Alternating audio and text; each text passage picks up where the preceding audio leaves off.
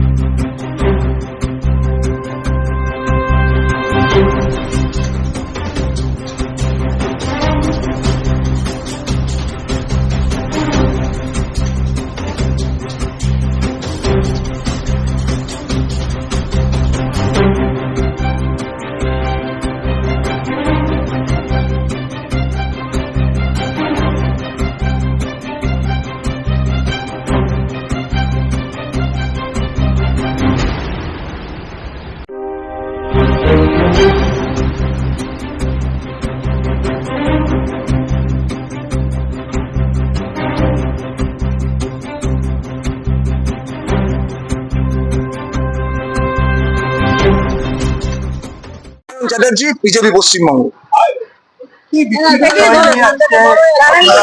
আলু যে জায়গায় পৌঁছে গেছে আপনার আমার ঘরের লোক সবাই জানতে পারছে। আলু একটা অতি নর্মাল জিনিস, সব সবজিতেই আলু লাগে। সেই আলু আজ মার্কেটে নেই, যেখানে পশ্চিমবঙ্গে অদ্বিতীয় আলু স্থানে। সেই আলু আজ হুগলির আলু কোথায় গেল, তারকেশ্বরের আলু কোথায় গেল, আরামবাগের আলু কোথায় গেল? কাটমানির শিকার হলো আলু। তাই আলুকে এখন আমরা বাক্সের মধ্যে বন্দি করে রাখছি, কিচ্ছু করার নেই। এখন 35 টাকা 40 টাকা কেজি আলু যাচ্ছে, তাই গয়না টাকাকে বাইরে রেখেছি। আগে তো পেট খেয়ে তো বাঁচতে হবে, তারপর তো গয়না পড়বে মা বোনেরা গয়না ছেড়ে দিয়ে এখন বাক্সের মধ্যে আলু রেখেছি। এই জন্য চক্রবর্তী, উত্তর কলকাতা মহিলা মোর্চা সবাই আজকে রাস্তায় আপনাকে দেখাচ্ছে অভিনব ভাবে গয়না হাতে রাখছেন, আলু বক্সে 500,000 টাকা লক্ষ্মী ভান্ডার নামে দিয়ে মা বোনেদের কাছে তার 10 গুণ টাকা, 10 গুণ 20 গুণ টাকা এই আলু দুর্নীতির মাধ্যমে এই তোলাবাজ সরকার, তৃণমূল সরকার, পিসি ভাইপো সরকার যেভাবে কেড়ে নিচ্ছে, আদায় করে নিচ্ছে, তার বিরুদ্ধে আমরা আজকে প্রতিবাদ জানাতে এসেছি। বাংলার আলু কোথায় গেল তার জবাব দিতে হবে।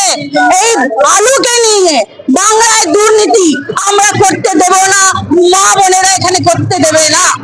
তার জন্য উত্তর কলকাতা মহিলা মোর্চা তার বিরুদ্ধে প্রতিবাদ জানাতে রাস্তায় নেমেছে।